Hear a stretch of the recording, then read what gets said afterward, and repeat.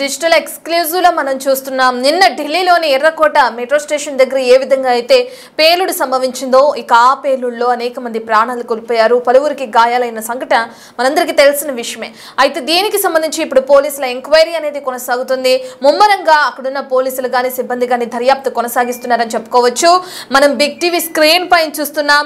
ఎవరైతే i10 కారులో వచ్చి ఈ పేలుడికి సంబంధించి లేదంటే దాడికి సంబంధించి పాల్పడిన వ్యక్తిని మనం బిగ్ టీవీ స్క్రీన్ పైన చూస్తున్నాం.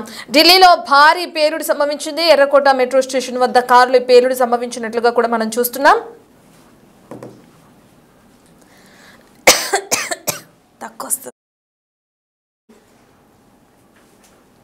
ఇక ఈ పేలుడులో మొత్తం 13 మంది మృతి చెందినట్లు, పలువురికి తీవ్ర గాయాలైనట్లు, వారిని ప్రస్తుతం హాస్పిటల్కి తరలించి చికిత్స అందిస్తున్నట్లుగా కూడా మనకు తెలుస్తుంది. అయితే ఈ పేలుడుకి సంబంధించి రెస్క్యూ బృందాలు కానీ లేదంటే అక్కడున్న సిబ్బంది కానీ ఢిల్లీ పోలీస్ యంత్రాంగం కానీ సంఘటనా స్థలానికి చేరుకునే సహాయక చర్యలు చేపట్టి ఇక ఈ పేలుడికి సంబంధించిన కేసు నమోదు చేసుకుని క్షుణ్ణంగా దర్యాప్తు కొనసాగిస్తున్న తీరును కూడా మనం చూస్తున్నాం. 13 మంది మృతి చెందారు. పెద్ద సంఖ్యలో క్షతగాత్రులు ఆసుపత్రిలో చికిత్స పొందుతున్నారు. ఎర్రకోట సమీపంలోని దేశ రాజధాని ఢిల్లీలో బాంబు పేలుడు ఒక్కసారిగా కలకలం సృష్టించింది. అయితే ఈ బాంబు పేలుళ్ల ఘటనలో దర్యాప్తు అనేది ముమ్మరంగా కొనసాగుతుంది. ఇన్వెస్టిగేషన్ లో సంచలన విషయాలు వెలుగులోకి వస్తున్నాయని మనం చెప్పుకోవచ్చు. ప్రధానంగా ఆత్మాహుతి దాడికి పాల్పడేందుకు కూడా కుట్ర పన్నారు ఎవరైతే స్క్రీన్ పైన కనిపిస్తున్న వ్యక్తి. అండ్ అక్కడ మనం చూస్తున్నాం ఆ కారు ఏవైతే కారులో వీళ్ళు భారీ ఎత్తున మందుగుండు సామాగ్రిని తీసుకొస్తున్న విజువల్స్ కి సంబంధించిన కారులను కూడా మనం బిగ్ టీవీ స్క్రీన్ పైన చూస్తున్నాం. ఇన్వెస్టిగేషన్ లో ఏజెన్సీలు అనుమానం కూడా వ్యక్తం చేయడం చూస్తున్నాం. ఫరీదాబాద్ లోనే టెర్రర్ అటాక్ కి సంబంధం ఉన్నట్లు, ఇక ఫరీదాబాద్ లో బాంబు పేలుళ్లకు పాల్పడిన ఉగ్రముఖ కూడా తలదాచుకుంటున్నట్లు, దానికి సంబంధించిన డీటెయిల్స్ అన్ని కూడా మనకి ఇప్పుడు ఇన్వెస్టిగేషన్ లో భాగంగా తెరపైకి వస్తున్నాయి. దాడి అనంతరం అక్కడున్న ప్రజలందరూ కూడా భయాందోళనకు గురయ్యి పోలీసులకు సమాచారం అందించారు అన్న తీరు కూడా మనకు తెలిసిందే. నిన్న ఒక్కసారిగా పేలుళ్ల దాటికి ఆ ప్రాంతం అంతా ఉలిక్కి పడిందని చెప్పుకోవచ్చు. అసలు ఏం జరుగుతుందో తెలియదు, ఎక్కడ పేలుళ్లు జరుగుతున్నాయో తెలియదు, ఎక్కడి నుంచి మంటలు చెలరేగుతున్నాయో తెలియదు. ఒక్కసారిగా పేలుళ్లు జరిగిన క్రమంలో వాళ్ళందరూ ఏం జరిగిందో తేరుకునే లోపే అనేక మంది ప్రాణాలు కోల్పోయారు, పలువురు తీవ్రంగా గాయపడ్డారు. అసలు ఏం జరిగిందని తెలుసుకునే లోపు ఇదంతా జరిగిపోయింది. ఈ దాడిలో భారీగా మందుగుండు సామాగ్రిని ఉపయోగించినట్లు కూడా దర్యాప్తులో భాగంగా అటు ఇన్వెస్టిగేషన్ లో సంచలన విషయాలు వెలుగు చూస్తున్నాయని చెప్పుకోవచ్చు. నిందితులు డాక్టర్ ఉమర్ కోసం కూడా గాలిస్తూనే ఉన్నారు. అయితే ఏ పేలుళ్లు ఏదైతే సంభవించాయో వాటిలో ఉమర్ పాత్ర ఎక్కువగా ఉన్నట్లు తెలుస్తుంది. అతని కోసం గాలింపు చర్యలు చేపట్టినట్లుగా కూడా మనకి సమాచారం అందుతుంది. కారులో ఇప్పటికే కొన్ని మృతదేహాలను స్వాధీనం చేసుకున్నారు. అయితే కారులో ఉన్న మృతదేహానికి పోస్ట్ మార్టం నిర్వహించారు. కారులోనే ప్రాణాలు కోల్పోయిన వ్యక్తి ఉమరా లేదంటే అతను కాదా, వేరే వ్యక్తి ఎవరైనా ఉన్నారా, ఒకవేళ ఉమరే కారులో ఉండి ఏదో ఆత్మాహుతికి దాడికి పాల్పడ్డా అనే కోణంలో కూడా దర్యాప్తు అనేది కొనసాగుతుంది. కారులో దొరికిన మృతదేహానికి పోస్ట్ మార్టం నిర్వహించారు. దాని రిపోర్ట్స్ వచ్చిన తర్వాత అసలు అది నిజంగా ఉమరేనా లేదా వేరే వ్యక్తులు దీనికి పాల్పడ్డానా అనే డీటెయిల్స్ కూడా తెలిసే అవకాశం కనిపిస్తుంది. ఇక ఓవరాల్ గా మనం చూసుకుంటే ఢిల్లీలో ఎర్రకోట దగ్గర జరిగిన ఈ పేలుళ్లు కానీ ఈ దాడి ఏదైతే జరిగిందో ఈ దాడి అంతటికి ప్రధాన సూత్రధారి ఉమర్ గా తేల్చారు అక్కడున్న అధికారులు. నిందితుల కోసం గాలింపు చర్యలు కూడా ముమ్మరంగా కొనసాగుతున్నాయి అన్నట్లు కూడా మనకి అర్థమవుతుంది. అయితే ఏదైతే కారులో మనకి పేలుడు సంభవించిందో ఆ కారులో డిటోనేటర్ను ఏర్పాటు చేసుకున్నట్లుగా కూడా తెలుస్తుంది. ఉమర్ పేలుళ్లలో అమ్మోనియం నైట్రేట్ ఎక్కువగా వాడినట్లుగా కూడా దర్యాప్తు బృందం అక్కడ ఏదైతే విచారణలో భాగంగా తెరపైకి తీసుకొస్తున్న విషయంగా మనం చూస్తున్నాం. బ్లాస్టింగ్ కి గురైన కారు నుంచి కూడా మరిన్ని ఆధారాలు సేకరిస్తున్నారు. అయితే బ్లాస్టింగ్ కి పాల్పడింది i10 కారుగా సంబంధిత సీసీటీవీ ఫుటేజ్ ఆధారంగా కూడా మనం గుర్తించడం జరిగింది. ఇక దానికి సంబంధించి అక్కడ చుట్టుపక్కల రికార్డ్ అయిన సీసీటీవీ ఫుటేజ్ అనుకోవచ్చు లేదంటే కారులో ఏదైతే పేలుడికి సంబంధించిన కారు ఉందో ఆ కారులోని కొన్ని నమూనాలని సేకరించి దాని ద్వారా కూడా దర్యాప్తు అనేది కొనసాగిస్తున్నారు. ఇప్పటికే ఆ కారులో భారీగా మందుగుండు సామాగ్రి ఉన్నట్లుగా కూడా పోలీసులు అధికారికంగా తెలియజేయడం కూడా మనకు జరిగింది. ఇక బ్లాస్టింగ్ కి గురైన కారు నుంచి మరిన్ని ఆధారాలు సేకరించిన తర్వాత విచారణలో భాగంగా ఎటువంటివి ఉపయోగించారు అనేవి ఎటువంటి వెపన్స్ ఉపయోగించారు అనే డీటెయిల్స్ కూడా మనకు తెలిసే అవకాశం కనిపిస్తుంది. పోలీసుల అదుపులో కారుకు సంబంధించిన వ్యక్తులు కానీ లేదంటే ఈ బాంబు దాడికి పాల్పడిన వ్యక్తులు కానీ కొంతమందిని ఇప్పటికే ఎంక్వైరీ గురించి పిలిచినట్లుగా కూడా మనకు సమాచారం అందుతుంది. ముగ్గురు కలిసి బాంబు దాడులకు ప్రణాళికలు రూపొందించినట్లుగా కూడా మనకి సమాచారం అందుతుంది. ఒక్క క్షణం కూడా కారు దిక్కుండా కారులోనే ఉండి ఎవరి కోసమో వెయిట్ చేస్తున్న దృశ్యాలను కూడా మనం బిగ్ టీవీ స్క్రీన్ పై చూస్తున్నాం. ఎవరైతే ఈ ఆత్మాహుతికి పాల్పడిన వ్యక్తి ఉన్నారో ఆ వ్యక్తి ఈ మందుగుండు సామాగ్రిని అంతా కారులో పెట్టుకుని తనే ఆత్మాహుతికి పాల్పడాలి అని నిర్ణయించుకున్న తర్వాత కారులోంచి దిక్కుండా కారులోనే ఒక వ్యక్తి కోసం ఎవరైనా వస్తారనో లేదంటే ఒక వ్యక్తి గురించో వెయిట్ చేస్తున్న విజువల్స్ ని కూడా మనం బిగ్ టీవీ స్క్రీన్ పైన చూస్తున్నాం. యాక్చువల్ గా ఎర్రకోట సమీపంలోని మెట్రో స్టేషన్ దగ్గర ఎప్పుడు కూడా భారీగా జన సమీకరణ ఉంటుందని చెప్పుకోవచ్చు. ఎందుకంటే అక్కడంతా బాగా రద్దీగా ఉండే ఏరియా అది. సో నిన్న సోమవారం కావడంతో లేదంటే వీకెండ్స్ టైమ్స్ లో ఎక్కువగా రద్దీ ఉండేది. నిన్న సోమవారం కావడంతో ఈ రద్దీ అనేది కాస్త తగ్గిందని చెప్పి కూడా చెప్తున్నారు. సో దీనివల్ల అక్కడ ప్రాణ నష్టం కూడా కొంచెం తక్కువగా ఉందని చెప్పుకోవచ్చు. ఇటువంటి ప్రాంతంలో ఒక్కసారిగా దాడికి పాల్పడిన వ్యక్తులు ఎవరైతే ఉన్నారో వాళ్ళకి సంబంధించిన ఎంక్వైరీని ముమ్మరం చేశారు పోలీస్ అధికారులు. అయితే ఓవరాల్ గా ప్రస్తుతం దర్యాప్తు ఏ విధంగా కొనసాగుతుంది, విచారణ ఎక్కడి వరకు వచ్చింది, కారులో ఏదైతే బ్లాస్టింగ్ కి పాల్పడిన కారు ఉందో అందులోంచి సేకరించిన నమూనాల ప్రకారం దర్యాప్తు కొనసాగడం మనం చూస్తున్నాం. కారులో ఆత్మాహుతి దాడికి పాల్పడిన వ్యక్తి ఉమరా కాదా ఈ విషయానికి సంబంధించి ఇప్పుడు దర్యాప్తు బృందం ముమ్మరంగా దర్యాప్తు అనేది కొనసాగిస్తుంది. దీనికి సంబంధించిన పూర్తి డీటెయిల్స్ అందించడానికి మా ప్రతినిధి ఢిల్లీ నుంచి శివ అందుబాటులో ఉన్నారు. రెడ్ శివ. రైట్, నిన్న సాయంత్రం ఎర్రకోట వద్ద జరిగిన ఈ కారు పేలుడుకు సంబంధించి పరిణామాలు వేగంగా మారుతూ ఉన్నాయి. అనేక అనుమానాలు వ్యక్తం చేస్తున్నారు. అనుమానాన్ని నివృత్తి చేసేందుకు నిన్న సాయంత్రం నుంచి కూడా కేంద్ర హోంమంత్రి అమిత్ షా అధికారులతో సమీక్షా సమావేశాలు నిర్వహిస్తున్నారు. మరోవైపు ఘటనా స్థలంలో మొత్తం ఎన్ఐఏ కానీ మరోవైపు యాంటీ టెర్రరిస్ట్ స్క్వాడ్, ఇటు ఢిల్లీ స్పెషల్ టాస్క్ ఫోర్స్ అంటే స్పెషల్ సెల్ పోలీసులు, ఇతర ఎన్ఎస్జీ కానీ ఎఫ్ఎస్ఎల్ కానీ బృందాలను కూడా అక్కడ సంఘటన స్థలానికి వచ్చి అన్ని విధాల దర్యాప్తు చేస్తున్నారు. అక్కడున్న శాంపిల్స్ని సేకరిస్తున్నారు.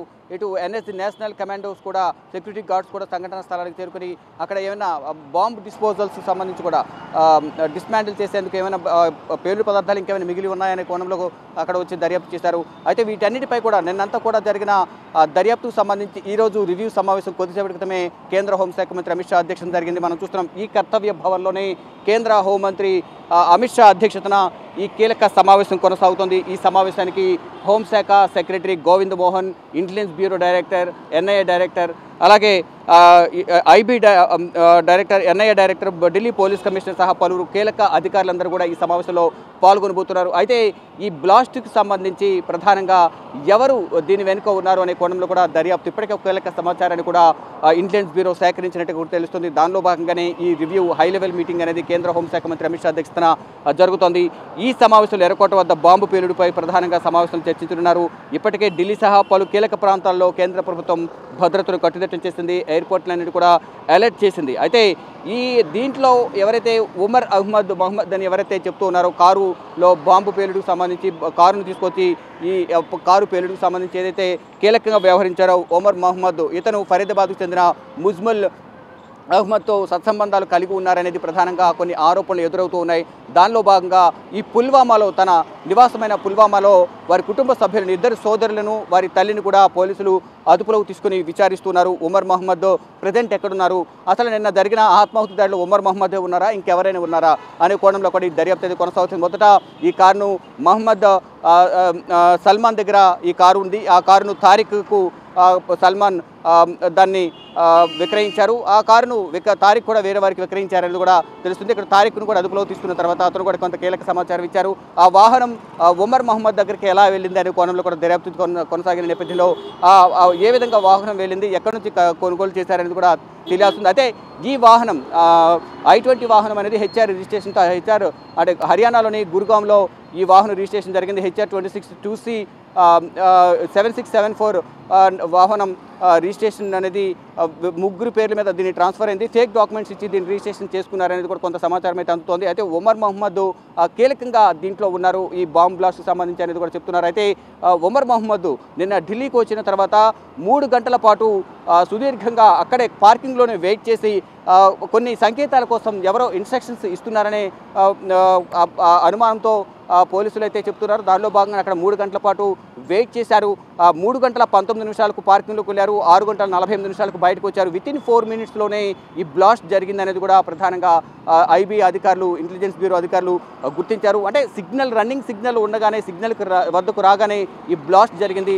అతనితో పాటు మరో ఇద్దరు కూడా ఉన్నారు అనేది కూడా కొంత ప్రచారం జరుగుతోంది. అది వాస్తవం కాదనేది కూడా ఇప్పుడు ఇంటెలిజెన్స్ బ్యూరో కానీ నిఘా వర్గాల సమాచారం మేరకు దాని గురించి ప్రధానంగా ఒక సమాచారం అయితే తెలిసే అవకాశం అయితే ప్రధానంగా కనిపిస్తోంది. అంటే ఈ పార్కింగ్ అనేది రెడ్ ఫోర్ట్కి కొంచెం వెనుక వైపు ఉంటుంది. అక్కడ పార్కింగ్ స్లిప్ కూడా వారు పోలీసులు స్వాధీనం చేసుకున్నారు. వాహనాలు ఎన్ని వాహనాలు వెళ్ళాయి, ఈ వాహనంతో పాటు ఇంకెవరెవరు వచ్చారు ఏంటి అక్కడ సీసీ ఫుటేజ్ కూడా పోలీసులు సేకరించారు, దాన్ని స్వాధీనం చేసుకున్నారు. దాని ఆధారంగా కూడా దర్యాప్తు కొనసాగుతోంది. 3 గంటల 19 నిమిషాలకు లోపలికి వెళ్ళడం, 6 గంటల 48 నిమిషాలకు బయటకు రావడం, వితిన్ 4 మినిట్స్లో బాంబ్ బ్లాస్ట్ జరగడం. ఆ మధ్యలో ఏం జరిగింది, 3 గంటల సేపు ఉమర్ మహమ్మద్ ఏం చేశారు, అతని కాల్ డేటాకి సంబంధించి కూడా అతని ఫోన్ నెంబర్లు ఏమైనా యూజ్ చేశారు లేదా అనే కోణంలో కూడా కుటుంబ సభ్యుల నుంచి వారు ఆల్రెడీ మాట్లాడి ఉంటారు కాబట్టి వారి దగ్గర నుంచి కూడా వారి ఇద్దరు సోదరులు, వారి తల్లిని కూడా జమ్మూ కాశ్మీర్ పోలీసులు పుల్వామాలో అదుపులోకి తీసుకున్నారు. వారి నుంచి కూడా కీలక సమాచారం అయితే రాబడుతున్నారు. మరోవైపు మొదట జమ్మూ కాశ్మీర్లో ఆదిల్ మహమ్మద్ అనే ఒక అతన్ని, ఆదిల్ ఖాదర్ మహమ్మద్ అనే అతన్ని అరెస్ట్ చేశారు. అతను ఇచ్చిన సమాచారం మేరకు ఇటు ఫరీదాబాద్లో, హర్యానాలోని ఫరీదాబాద్లో ఒక ప్రైవేట్ మెడికల్ కాలేజీలో పనిచేస్తున్న ముజ్ముల్ అహ్మద్ను అరెస్ట్ చేశారు. అతను ఇచ్చిన సమాచారం మేరకు ఇతను ఉమర్ మహమ్మద్ పరారీలో ఉన్న నేపథ్యంలో అతని కోసం వేట కొనసాగించిన నేపథ్యంలోనే అతను ముందుగా నిర్ణయించుకున్న ప్లాన్ ప్రకారం తనకు పైన ఉన్న అధికారులు కానీ వారిపై ఉన్న ఇన్ఛార్జ్ కానీ ఎవరైతే ఉంటారో వారి పైన ఉన్నవారు ఇచ్చిన ఇన్స్ట్రక్షన్స్ మేరకు ఈ పేలుడు జరిగి ఉండొచ్చు, పేలుడుకు సంబంధించి బ్లాస్ట్ చేసి ఉండొచ్చు కారులో అనేది కూడా ప్రధానంగా చెప్తున్నారు. అయితే ప్రత్యక్ష సాక్షులు కూడా ఈ గాయపడిన వారు కూడా చెప్తున్నారు. ఆ పేలుడు సంభవించిన సందర్భంలో కారులో కూడా పేలుడు పదార్థాలు ఉన్నాయి అనేది కూడా ప్రత్యక్ష సాక్షి కూడా హాస్పిటల్లో ఉన్న వ్యక్తి కూడా చెప్తూ ఉన్నారు. అయితే వివిధ కోణాల్లో అయితే ఇక్కడ దర్యాప్తు అయితే కొనసాగుతోంది.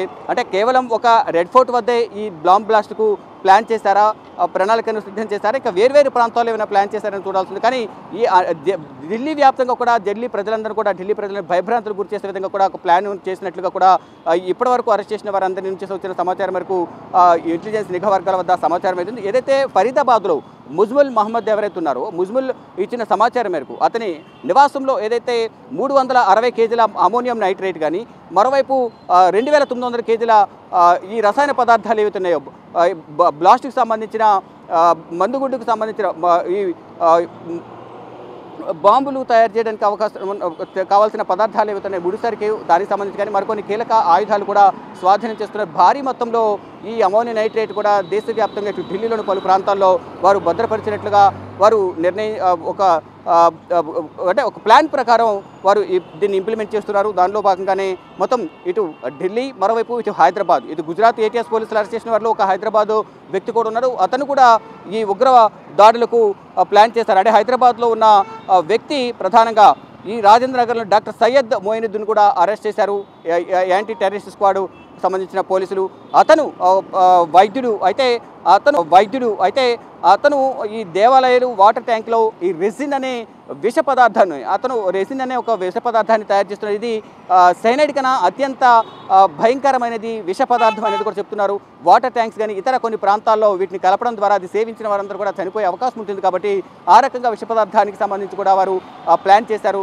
దానికి సంబంధించి కూడా ఈ నిఘా వర్గాలు వారి ప్లాన్ను గుట్టురట్టు చేశాయి. ఇలా అనేక ప్రాంతాల్లో ఈ బ్లాస్ట్లకు సంబంధించి కూడా ఒక ప్రణాళికను సిద్ధం చేసిన నేపథ్యంలో ఈ బ్లాస్ట్లన్నీ కూడా ఒక ప్రణాళిక ప్రకారం వ్యూహాత్మకంగా వ్యవహరించే విధంగా కూడా పైనుంచి వచ్చే ఆదేశాల మేరకు వీరంతా కూడా ప్లాన్ చేస్తున్నట్టు తెలుస్తుంది. కొంతమందికి డాక్టర్స్కి అయితే వారు ఆ ప్లాన్కి సంబంధించి ముందుగా చెప్పకుండా ఆ ప్రాంతాలకు వెళ్ళి వెయిట్ చేయడం, అక్కడ వచ్చిన ఇన్స్ట్రక్షన్స్ బట్టి సూచనలు బట్టి వారు అక్కడ ఇంప్లిమెంట్ చేస్తారనేది కూడా కొంత నిఘా వర్గాల వద్ద కూడా సమాచారం ఉంది. ఈ నేపథ్యంలోనే ఈ యాంటీ టెర్రరిస్ట్ స్క్వాడ్కి సంబంధించిన పోలీసులు గుజరాత్ వాళ్ళు 3 ఉగ్రవాదులు ఏదైతే అరెస్ట్ చేస్తే వారిపై సంవత్సరం నుంచి నిఘా ఉంచి వారందరినీ 3 కూడా అదుపులోకి తీసుకున్నారు.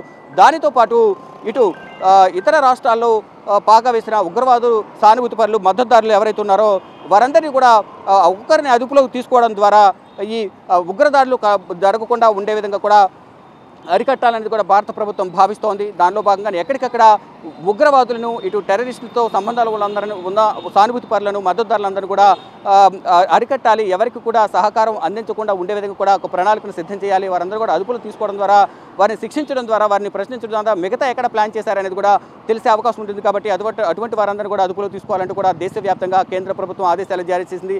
నిఘా వర్గాలకు, ఇటు రాష్ట్ర ప్రభుత్వాలు కూడా నేను బ్లాస్ట్ జరిగిన తర్వాత హోంశాఖ వర్గాలకు కూడా కొన్ని సూచనలు చేసింది. ఈ నేపథ్యంలో దేశవ్యాప్తంగా ఎయిర్పోర్ట్లలో, షాపింగ్ మాల్స్లో, సినిమా థియేటర్లు అన్ని చోట్ల కూడా ఈ భద్రతను అలర్ట్ చేశారు. మరోవైపు హైదరాబాద్లో రాజేంద్ర నగర్ సంబంధించిన వ్యక్తి కూడా అరెస్ట్ అయిన నేపథ్యంలో అక్కడ ఢిల్లీ అటు హైదరాబాద్ వ్యాప్తంగా కూడా భద్రతను కట్టుదిట్టం చేశారు. ఇటు హోల్ సిటీలోను మరోవైపు ఇతర ప్రాంతాల్లో కూడా భద్రతను కట్టుదిట్టం చేశారు. ఇక ఢిల్లీలో India gate, parliament, Rashtrapati Bhavan, ఇటు చాందీ చౌక్, రెడ్ ఫోర్ట్, ఇతర ప్రాంతాల్లో కూడా ఇటు మరో ముఖ్యంగా ఎయిర్పోర్ట్లలో కూడా తగిన భద్రతను, నిఘా కెమెరాలను, నిఘా వ్యవస్థ అనేది పటిష్టంగా పనిచేయాలంటూ కూడా ఎయిర్పోర్ట్ అథారిటీకి కేంద్ర ప్రభుత్వం ఆదేశాలు జారీ చేసింది. ఆ విధంగా వారు కూడా నడుచుకుంటూ ఉన్నారు. కానీ ఈ బ్లాస్ట్కు సంబంధించి ఉమర్ మహమ్మద్ అనే వ్యక్తి ఈ కారులో ఉన్నాడా లేదా అనేది కూడా ప్రధానంగా తెలియాల్సి ఉంది. అతనే ఈ కారు తీసుకొచ్చాడనేది కూడా ప్రధానంగా తెలుస్తుంది. అరే మొదట మహమ్మద్ సల్మాన్ దగ్గర ఈ వాహనం ఉంది, తను తారీఖు విక్రయించారు. అక్కడ నుంచి మళ్ళా ఉమర్ మహమ్మద్ ఈ వాహనాన్ని తీసుకుని వచ్చారు. అంటే అది కమర్షియల్ వెహికల్ కావడం,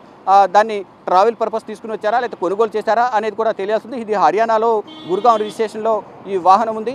ఈ నేపథ్యంలోనే వివిధ కోణాల్లో దీన్ని దర్యాప్తు కొనసాగిస్తున్నారు. ఉమర్ మహమ్మద్ ఈ ఫరీదాబాద్ ఉగ్రవాదానికి సంబంధించిన మాడ్యూల్తో, ఉగ్రమూకలతో సంబంధాలు ఉన్నాయనే కోణంలో కూడా దర్యాప్తు కొనసాగిస్తున్న నేపథ్యంలో వారి కుటుంబ సభ్యులను పుల్వామా వెళ్ళి అక్కడ జమ్మూ కాశ్మీర్ పోలీసులు అతని తల్లిని, సోదరులను ఇద్దరిని కూడా అదుపులో తీసుకుని విచారిస్తున్నారు. మరోవైపు ఆల్రెడీ ఆదిల్, జమ్మూ కాశ్మీర్లో ఆదిల్ అనే ఎవరైతే ఉన్నారో లష్కర్ ఏ తోయిబాకి సంబంధించిన పోస్టులను అతికించడం ద్వారా అతనిపై అనుమానం వచ్చి అతను ప్రశ్నించిన నేపథ్యంలో అతికించిన సమాచారం మేరకు ముజ్ముల్ని అరెస్ట్ చేశారు. ఆ ముజ్ముల్ ఇచ్చిన సమాచారం మేరకు మొహమ్మద్ కోసం గాలింపు చర్యలు చేపడతారు. ప్రజెంట్ అతను పరారీలో ఉన్నాడు. కాబట్టి ఇప్పుడు ఈ వాహనం తీసుకుంది ఉమర్ మహమ్మద్ కాదా అనేది కూడా చూడాల్సింది. అతను మాస్క్ ధరించి ఉన్నాడు.